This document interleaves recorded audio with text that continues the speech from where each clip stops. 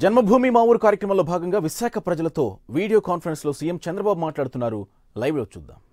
వాళ్ళు వచ్చారు 40,000 కోట్ల రూపాయలతో డేటా సెంటర్ పెడుతున్నారు. 30,000 కోట్ల రూపాయలతో డేటా సెంటర్కి కావాల్సిన కరెంటు సోలార్ కరెంటు తయారు చేయబోతున్నారు. మొత్తం 70,000 కోట్ల రూపాయలు ఖర్చు పెడతారు. 70,000 కోట్ల రూపాయలు ఖర్చు పెడితే కనీసం మీరు చూస్తే డైరెక్ట్గా ఇండైరెక్ట్గా 1,00,000 మందికి ఉపాధి వస్తుంది, విశాఖపట్నంలో వస్తుంది. దేశంలో ఇప్పుడు ఉండేది 250 మెగావాట్ల కెపాసిటీ డేటా సెంటర్ ఉంటే 4 రెట్లు 1000 మెగావాట్ల కెపాసిటీ డేటా సెంటర్ ఒక్క విశాఖపట్నంలో వస్తుంది. ఇది ఒక గేమ్ చేంజర్గా తయారవుతుంది. భవిష్యత్తులో అభివృద్ధికి ఇది ఒక పెద్ద ఊతం ఇచ్చి మన ఆంధ్ర రాష్ట్రమే కాకుండా దేశ అభివృద్ధికి పెద్ద ఎత్తున ఉపయోగపడుతుంది. చాలామందికి డేటా సెంటరు, క్లౌడు ఇవన్నీ అంటే ఆకాశం ఏదో ఉంటాయనుకుంటారు. కాదు. ఈరోజు మీరు ఒకటి గుర్తుపెట్టుకోవాల్సింది, ఒకప్పుడు నేను మన బిగినింగ్లో 84, 85లో అప్పుడు ఇంత కంప్యూటరైజేషన్ లేదు. మేము అప్పట్లోనే కంప్యూటరైజేషన్కి వెళ్ళాను. పార్టీ రికార్డ్స్ అన్ని కంప్యూటరైజ్డ్ మొదలుపెట్టాం. 6 లక్షల మందిని కంప్యూటరైజేషన్కి అప్పుడు ఏం చేశాడు, పెద్ద పెద్ద కంప్యూటర్లు కొనుక్కొచ్చి దాన్ని ఏసీ రూమ్లో పెట్టి అక్కడి నుంచి మనం పనిచేసి దానికి డేటా అంతా పంపిస్తే అది అక్కడ కోల్డ్ దీంట్లో రూమ్లో స్టోరేజ్ ఉండేదన్నమాట. అక్కడి నుంచి ఎప్పటికప్పుడు తీసుకునేవాళ్ళం. మన నాయకుడు ఎన్టీ రామారావుకి ఏసీ రూమ్ ఉండేది కాదు, కాదు కంప్యూటర్కి మాత్రం ఏసీ రూమ్. ఎందుకంటే దానికి పెట్టకపోతే పనిచేయదు. ఆ విధంగా ఆ రోజు చేసేవాళ్ళం. అవి కూడా పెద్ద పెద్ద వ్యవస్థలు ఉండేటివి. ఇప్పుడు తర్వాత వచ్చాయి ఈ స్టోరేజ్ కోసం ఇవన్నీ వచ్చాయి. కానీ దాని తర్వాత ఇప్పుడు ఏంటంటే ప్రతి ఒక్కరు కొంటున్నాం, మనం ఉపయోగించుకోలేకపోతున్నాం. అందుకే ఇప్పుడు ఏం చేస్తున్నాం అంటే డేటా సెంటర్కి వెళ్ళిపోయాం. అంటే వేర్ హౌసింగ్, మనం గోడౌన్ సెట్లో అమరి వస్తువులు గోడౌన్ సెట్లో మీ డేటాకి అదే వరకు డేటా సెంటర్ ఉంటుంది. అదే క్లౌడ్ అంటాం. అలాంటి డేటా సెంటర్కి అందరూ ఇన్ఫర్మేషన్ పెట్టుకొని మీకు ఎప్పుడు కావాలన్నా అప్పుడు ఆ డేటా ఉపయోగించుకునే పరిస్థితి వస్తుంది. ఇప్పుడు గూగుల్ ఉంది, లేకపోతే ఇంకొకటి ఉంది. ఎక్కడి నుంచి వస్తున్నాయి? వాడు అమెరికాలో ఉంటాయి. ఇక్కడి నుంచి మీరు ఫోన్లో అమెరికాలో ఉండే డేటా మీరు ఆపరేట్ చేసుకోవచ్చు, ఏది కావాలంటే చేసుకోవచ్చు, ప్రోగ్రామ్ చేసుకోవచ్చు, లేకుంటే ఉండే డేటా మీరు తీసుకునే అవకాశం వస్తుంది. భవిష్యత్తులో ఎంత డబ్బులు మీ దగ్గర ఉందనే దానికంటే మీ దగ్గర ఎంత డేటా ఉంది అనేది ముఖ్యం. అంత డేటా ఉంటే ఆ డేటాను ఆధారంగా చేసుకొని మనం ఏం చేయాలన్నా చేయొచ్చు అన్నమాట. ఇప్పుడు ఉదాహరణకు మీరు చూస్తే ఒక హెల్త్లో, లేదంటే ఒక వ్యవసాయంలో, లేదంటే వేరియస్ ఇష్యూస్లో డేటా ఉంటే ఆ డేటాను ఉపయోగించుకొని మళ్ళీ అలాంటి రోగాలు రాకుండా ఏం చేయాలనో ఆ డేటా అనలిటిక్స్ తీసుకుని అక్కడి నుంచి మనం యాక్షన్స్ మొదలు పెడితే చాలా పెద్ద ఎత్తున ఉపయోగపడతాయి. ఇప్పుడు టెస్లా ఉంది, వాళ్ళు కొత్తగా ఒక ప్రయోగం చేశారు, డ్రైవర్లెస్ కార్స్ అని. అదే మరి ఎలక్ట్రికల్ వెహికల్స్ వాళ్ళు తీసుకొచ్చిన దాంట్లో మీరు చూస్తే ఆ డ్రైవర్లెస్ కార్లు కొన్న తర్వాత మొత్తం వాళ్లే కంట్రోల్ చేస్తూ ఉంటారు. ఎక్కడున్నా ఇది రన్ అయినప్పుడంతా మొత్తం రికార్డులు అంతా వచ్చేస్తుంది. వచ్చినప్పుడు కొన్ని లక్షల కార్లు తిరుగుతూ ఉన్నప్పుడు డిఫెక్ట్స్ ఏమున్నాయో మళ్ళీ అనలైజ్ చేసుకుంటారు. ఈ కారుకు ఇంకొక కారుకు ఫ్రంట్లో ఇంత జాగా ఉంది, కరెక్ట్గా సరిపోయింది, ఇంకా తక్కువ పెట్టచ్చు. ఇట ఎక్కడన్నా టర్నింగ్ చేసాం, టర్నింగ్ చేసినప్పుడు ఎక్కడన్నా పక్కోడు వస్తే ఏమవుతుంది, లేకుంటే ముందు ఎక్కడన్నా ఒకడు సడన్ బ్రేక్ వేస్తే వీడు ఎప్పుడు నిలపాలి, దానికి స్పీడ్ ఎంత ఉండాలి, ఇలాంటి వేరియస్ పారామీటర్ స్టడీ చేసుకొని దానిపైన ఇంప్రూవ్ చేసుకొని one of the best way you can give it. ఇప్పుడు మీకు డేటా ఎట్లుంటుందంటే రాను రాను మెషిన్ లెర్నింగ్ వచ్చింది. మీరు మానవ శక్తికి ఎంత అయితే ఉందో ఇప్పుడు ఏంటి, మీ మైండ్ పెద్ద కంప్యూటర్.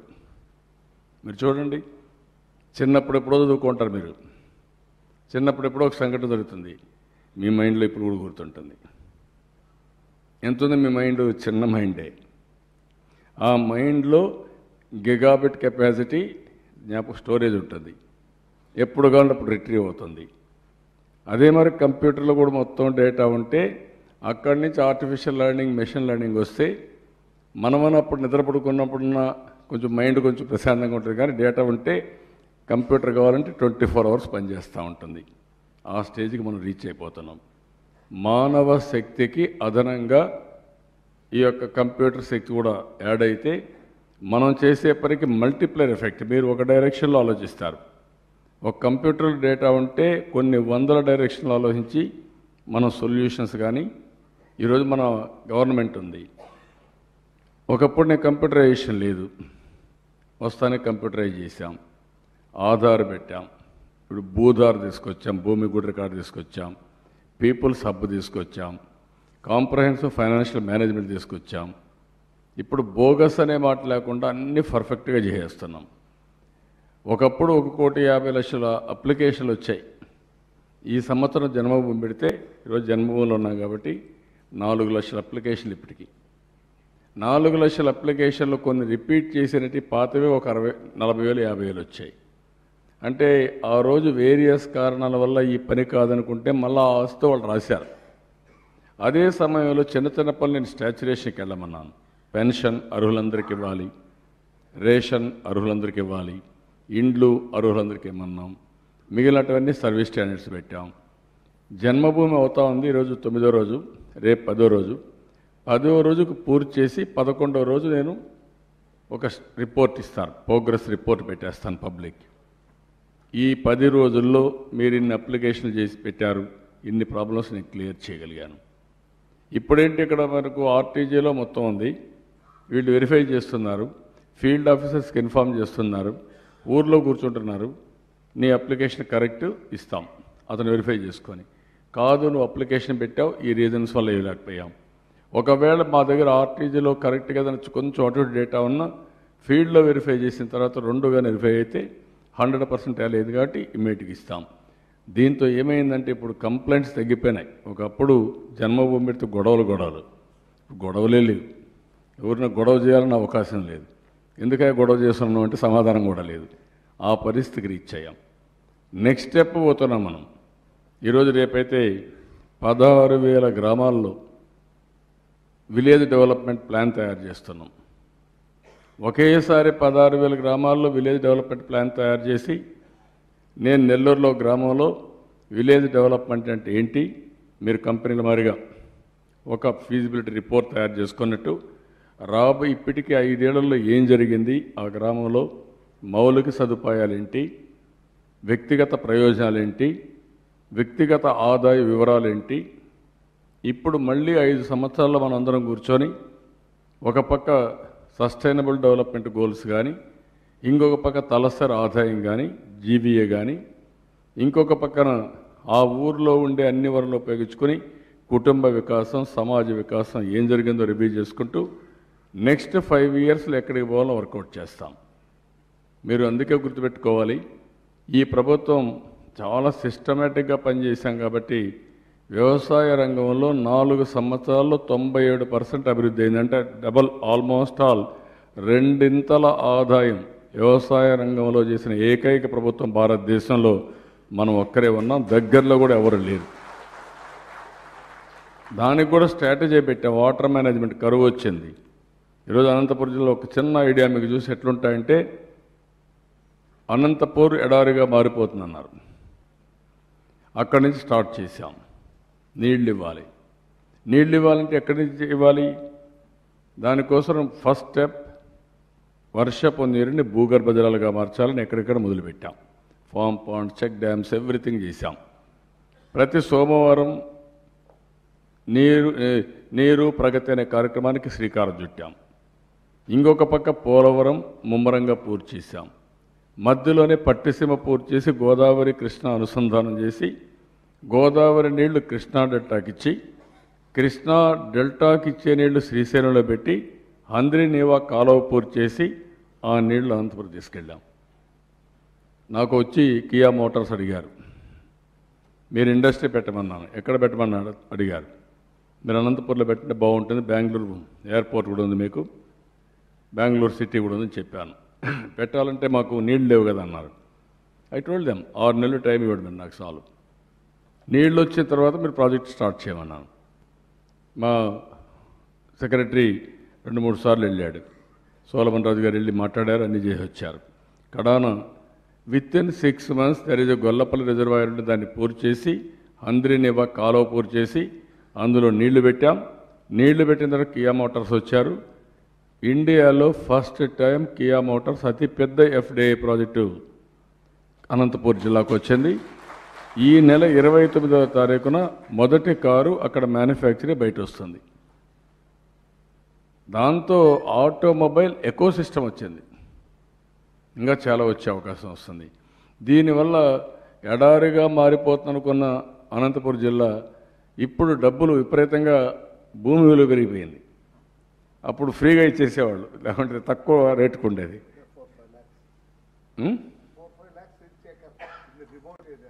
ఇప్పుడు 4-5 లక్షలు మారుమూలకి వెళ్ళిపోయింది. అప్పుడైతే 20,000 30,000 అట్టుండేది. హైదరాబాద్ ఎట్నే తిరిగింది. బిగినింగ్లో నేను వచ్చినప్పుడు ₹1,00,000 ఎకరా, ఇంకా తక్కువ 30,000 20,000 ఉండేది. ఎప్పుడైతే ఐటీ బాగా వచ్చే కంపెనీలు వచ్చిందో 30 కోట్లు అయింది. నేను అప్పుడు జోకింగ్ కింద చెప్పేవాడిని, ఆ డబ్బులు ఎట్లా ఖర్చు పెట్టాలో తెలియకుండా గోను సంచిలో పెట్టుకొని కొంతమంది జనవరి 1 వస్తే స్టార్ హోటల్కి పోయి హైయెస్ట్ కాస్ట్లీ విస్కీ అనేవాళ్ళు. ఆ పేరు తెలియదు, వెనుక తాగాలని కోరిక, అంతే. డబ్బులు వచ్చేది కాబట్టి గొంగళ్ళలో కూడా డబ్బులు వేసుకొని భుజాలను వేసుకొని పోయాలని. It is a reality. అట్లా వచ్చాయి. అదే మరి ఇప్పుడు కూడా మనకు వెల్త్ క్రియేట్ కావాలంటే ఇదే మార్గం. అందుకే నేను ఒకటి ఆలోచించేదంటే, మళ్ళీ మీకు చెప్తున్నా, చిన్న చిన్న పరిశ్రమలు ఎక్కువ రావాలి. అక్కడి నుంచి స్టెప్ బై స్టెప్ మీరు పైకి ఎదగాలి. దానికి ప్రభుత్వం అందుబాటులో ఉంటాం. దీనికి కొత్త కాన్సెప్ట్ ఏంటంటే, ఇప్పుడు చాలామందికి మనం SC ST BC minority corporation ఆదరణ కింద ఆధునికమైన పనిముట్లు ఇస్తున్నాం. బెస్ట్ ఇన్ ది వరల్డ్ ఎక్కడన్నా ఉంటే అవన్నీ తెప్పిస్తున్నాం. అవి తీసుకొచ్చి ఇచ్చిన తర్వాత ఎంఎస్ఎంఈకి ఎక్కువ ప్రోత్సాహం ఇస్తున్నాం. మీరు మామూలుగా ఒక ప్లాట్ కట్టుకోవాలంటే, మీరు కరెంటు తేవాలంటే మీకు డిపాజిట్ కట్టాలి. అక్కడి నుంచి మీకు స్టార్ట్ అవుతాయి ప్రాబ్లమ్స్ అన్నీ. నీళ్లు కావాలంటే మళ్ళీ బోర్ వేసుకోవాలి, లేదంటే ఎక్కడి నుంచి నీళ్లు తేవాలి. ఇంకొక పక్క అక్కడి నుంచి మీరు రోడ్ లేకపోతే రోడ్ వేసుకోవాలంటే పెద్ద సమస్య. అదే మరి ల్యాండ్ కొనాలంటే మీరు అడగతానే వాళ్ళు ల్యాండ్ ఇవ్వకుండా రేట్లు పెంచేసి గందరగోళం చేస్తారు. దీనికి అన్నిటికీ సమాధానంగా ఒక 100 ఎకరాలు ఆవరేజ్ని చూస్తున్నాను. కొంత తక్కువన పర్లేదు పెడుతున్నాం. అక్కడ లేఅవుట్ వేస్తాం. విశాఖపట్నంలో వేసాం మేము మెట్టెక్ పార్క్లో 1/2 ఏకర్ 1 ఏకర్ 2 ఏకర్స్ ప్లాట్స్ వేసాం. కన్స్ట్రక్ట్ చేసాం యూనిఫామ్గా. రెడీమేడ్ అన్నీ రెడీగా ఉంటాయి. ఎవరైనా ఇండస్ట్రీ పెట్టాలంటే వాళ్ళకి ఏం కావాలో కొంత మాడిఫై చేసుకొని మేము ఒక షెల్ ఇచ్చాం. వాళ్ళు వచ్చి మాడిఫై చేసుకొని మొత్తం కట్టి మొత్తం project operation with in 2 months 3 months 4 monthsలో స్టార్ట్ చేసేసారు. మీకు కూడా అలాంటి వసతి కల్పిస్తాం. అన్ని దిక్కల్లా ఎంఎస్ఎంఈ పార్కులు, ప్రత్యేకమైన పార్కులు పెడతాం. మీ ఇంట్లో ఉండి మీరు పని చేసుకుని మళ్ళీ ఇంటికి పోయే వసతులు కల్పిస్తాం. ఎవ్రీథింగ్ ఒకటి కాదు, మొత్తం బయట నుంచి వచ్చే ఇన్ఫ్రాస్ట్రక్చర్, నీళ్లు, కరెంటు, రోడ్డు, ఏం కావాలనో డ్రైనేజ్, పొల్యూషన్ అవన్నీ కల్పిస్తాం. రెండోది టెస్టింగు, బ్రాండింగు, మళ్ళీ మీకు కావాలంటే ప్యాకేజింగు, అవి ఏం కావాలో అవన్నీ చేపిస్తాం. మీరు ఇదే పార్కులో పెట్టుకోవచ్చు, లేకపోతే ఇంటి దగ్గర చేసి మీ యొక్క ఉత్పత్తులను తీసుకురావచ్చు. హబ్ అండ్ స్పోక్ మోడల్ ఆలోచిస్తున్నా. ఒకసారి బ్రాండ్ చేసిన తర్వాత అక్కడి నుంచి వేర్ హౌసింగ్ కూడా ఒక మన ఎంఎస్ఎంఈ పార్కులో పెట్టుకుంటే అక్కడి నుంచి మార్కెటింగ్ నెట్వర్క్ చేస్తాం. అది జిల్లాలో కావచ్చు, స్టేట్లో కావచ్చు, ఇంటర్నేషనల్లో కావచ్చు, ఆన్లైన్ కావచ్చు, లేకపోతే నెగోషియేషన్స్ కావచ్చు. అలాంటి ఎకో సిస్టమ్ని తీసుకొస్తాం. ఇది ఒక్కసారిగానే ఒక 2-3 ఏళ్ళు అలవాటైతే మీకు అనవసరమైన ఖర్చులు తగ్గిపోతాయి. మీరు ఊర్లో మీ ఇంట్లోనే స్కూటర్లు రావాలంటే రేపు రాబోయే రోజుల్లో ఎలక్ట్రికల్ స్కూటర్లు పెట్టేస్తున్నాం. శుభ్రంగా మీ ఇంట్లో ఛార్జ్ చేసుకొని పెట్రోల్ బంక్ కూడా పోయే పని లేదు. నేరుగా అక్కడి నుంచి బయలుదేరి వచ్చి ఇండస్ట్రీ చూసుకొని మళ్ళీ ఇంటికి పోవచ్చు. That stage is not far away. Pollution కూడా పూర్తిగా కంట్రోల్ అయిపోతుంది. ఇలాంటి వినూత్నమైన, ఎందుకంటున్నానంటే ఈ మాట కూడా వాడానంటే, ఇప్పుడు నేను చెప్పాను, ఒక అదాని ఒక డేటా సెంటర్ పెట్టాడు. దానికి కావాల్సిన raw material current. High cost current అయితే వైబిలిటీ రాదు. అతను ఇప్పుడు ఏం చేశాడంటే 40,000 దానికి పెట్టి 30,000 కోట్ల రూపాయలు సోలార్కి పెట్టాడు. 30,000 కోట్ల రూపాయలు సోలార్కి పెట్టి ఇక్కడి నుంచి కరెంటు తీసుకుంటున్నాడు. ఇప్పుడు నేను కూడా ఇటీవల కాలంలో మీరు చూస్తుంటారు, కరెంటు ఛార్జీలు పెంచమని చెప్పాం. మీరు స్మాల్ స్కేల్ ఇండస్ట్రీకి కూడా మీరు ధైర్యంగా ముందుకు పోవచ్చు. భవిష్యత్తులో కరెంటు ఛార్జీలు పెరగవు, ఆంధ్ర రాష్ట్రంలో పెంచం, వస్తూనే లేదు. మనకు కొంచెం వెసులుబాటు వస్తే ఇంకా తగ్గిస్తాం. దీనికి కారణం సోలార్ ఎనర్జీ, విండ్ ఎనర్జీ. ఈరోజు ₹2.70 వస్తూ ఉంది, ఇంకా తగ్గుతుంది, రావాలి, రీసెర్చ్ జరగాలి. ఎనర్జీ సేవ్ ఇది చేయాలి, స్టోరేజ్ చేయాలి. వన్స్ స్టోరేజ్ కూడా చేయగలిగితే దాంతో సోలార్ ఎనర్జీ ఓన్లీ డే టైమే వస్తుంది, రాత్రుల్లో కరెంట్ వచ్చేది కాదు. మీరు ఒకసారి గుర్తుపెట్టుకోవాలి, మీరంతా పారిశ్రామికవేత్తలు కాబట్టి. ఒకప్పుడు మీకు జరిగింది ఏంటి, డే టైం కరెంట్ ఉండేది కాదు, అందుకే వ్యవసాయానికి రాత్రిలో కరెంట్ ఇచ్చేవాళ్ళం. ఈరోజు ఏంటంటే సోలార్తో రాత్రుల్లో కరెంట్ లేదు, డే టైం కరెంట్ ఉంది. దర్ ఇస్ మిస్ మ్యాచ్, టోటల్గా చేంజ్ అయిపోయింది. ఇంకోటి ఏంటంటే ఇప్పుడు సాయంత్రానికి కావాలంటే స్టోరేజ్ కావాలి, స్టోరేజ్ ఇవ్వాలంటే కాస్ట్ ఎక్కువైపోతూ ఉంది. ఇంకా కొంచెం టైం పడుతుంది, బట్ రెవల్యూషన్ వస్తుంది, అవి కూడా తగ్గుతుంది. ఇప్పుడు దీన్ని ఆధారంగా చేసుకొని నేను ఎక్కువ సోలార్ కరెంట్ ఉత్పత్తి చేసి లోకల్ గ్రిడ్ పెట్టి ఆ ఊర్లో తయారు చేసిన కరెంటు ఆ ఊర్లను వాడుకుంటే ట్రాన్స్మిషన్ లాసెస్ తగ్గిపోతాయి. మంది 9.5% ట్రాన్స్మిషన్ లాసెస్, దేశంలో అందరూ ఇంకా ఎక్కువ 15, 16, 20 అట్లున్నాయి. మంది బాగా తగ్గించాం. రేపు ఇది వస్తే 2-3% అవుతుంది. దానివల్ల కూడా ఈ యొక్క వ్యవస్థ సమర్థవంతంగా పనిచేస్తే దాని యొక్క భారం మనకు పడదు. ఇప్పుడు ఉదాహరణకు ఒకప్పుడు ఎల్ఈడి బల్బు లేకుండా చాలా ఇది ఉండేది. వీధి దీపాలు మొత్తం ఎల్ఈడి బల్బులు మనం మార్చాం. దేశం అంతా మారిస్తే 40,000 కోట్ల రూపాయలు ఆదా వస్తుంది గవర్నమెంట్లకి, ఒక్క ఎల్ఈడి బల్బులు మార్చిన దానివల్ల. ₹1 పెట్టుబడి లేదు. ఇలాంటి మీరు కూడా ఆలోచించాల్సింది ఎక్కువ యువతంతా ఇన్నోవేటివ్ ఆలోచనలు మీకు రావాలి. What is innovation? What you are doing today, you have to do differently. If you do differently, if you can get better results, then automatically better outcomes, then automatically that is innovation. After innovation, mere scaling is important. మీరు ఒక చిన్న small scale industry పెట్టుకుంటే అదే time అంతా అవుతుంది. మీకు అన్ని resources provide చేయగలిగితే, అన్నీ ఉండగలిగితే, మీది మంచి ప్రోడక్ట్ అయితే, మీరు ఒక జిల్లాకి అమ్మితే ఇంకా బాగుంటుంది, నేషన్కి అమ్మితే ఇంకా బాగుంటుంది, ప్రపంచానికే సేవలు అందించగలిగితే ఇంకా బ్రహ్మాండంగా వస్తుంది. That is what Flipkart, Uber, లేకుంటే Amazon.com, Alibaba they are doing as on today. ఇప్పుడు ఒక యాప్ ద్వారా మీరు చూస్తే ఆల్ అగ్రికల్చర్ ఎక్విప్మెంట్ అంతా ఊబరైజేషన్కి వెళ్ళిపోయింది. ఒక యాప్ ద్వారా అంత ఊరల్లో కొన్ని లక్షల మంది పేడ తీసుకుపోయి దెబ్బలు వేసే పరిస్థితి నుంచి ఒక దెబ్బతో ఈరోజు ఊబరైజేషన్ పెట్టాం. కలెక్షన్ దగ్గర నుంచి మీ పొలాన్ని తీసుకొచ్చే పని గవర్నమెంటే చేస్తాం, ఒక్క పైసా ఖర్చు లేకుండా. ఒక చిన్న ఇన్నోవేషన్తో మొత్తం పశువుల పేడంతా కూడా గవర్నమెంట్ తీసుకొచ్చి పొలానికి ఇచ్చే పరిస్థితి వస్తుంది. That is where innovative world we are all. కాబట్టి ఇవన్నీ కూడా మీరు గుర్తుపెట్టుకోవాల్సిన అవసరం ఉంది. మనస్ఫూర్తిగా రెడ్డి గారిని అభినందిస్తూ, తమ్ముడిని అభినందిస్తూ, బాగా చేశాడు. I wish all the best. ఇలాంటి యువకులంతా కూడా మీరు ఒక ఆదర్శంగా తయారు కావాలి. ఇప్పుడు మీ కంపెనీది ఉంది, రేపు సర్వర్ పెట్టుకోవాల్సిన పని లేదు. మీరు ఇప్పటికే పెడతా ఉంటారు, డేటా సెంటర్లో పెట్టుకొని ఎప్పటికప్పుడు ఇన్ఫర్మేషన్ తీసుకోవచ్చు. ఆ స్థాయికి ఎప్పుడో ఎదిగిపోయాం మనందరం. కాబట్టి అది గుర్తుపెట్టుకోవాల్సిన కోరుతూ నెక్స్ట్ ఏంటి తమ్ముడు? కలెక్టర్ గారు Praveen sir. We have B. Narasimha Rao, sir. He is again another entrepreneur, sir. Make part, sir. EODB లో అప్రూవల్ గురించి ఇతను మాట్లాడతారు సార్.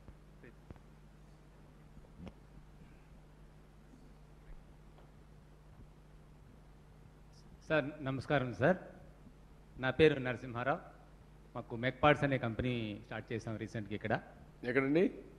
నేను ఎక్కడుంది మీ ఇండస్ట్రీ? ఎక్కడుంది? అగనంపూడి ఇండస్ట్రియల్ పార్క్ అండి, Visakhapatnam. Okay, Aganampudi industrial park. చెప్పండి.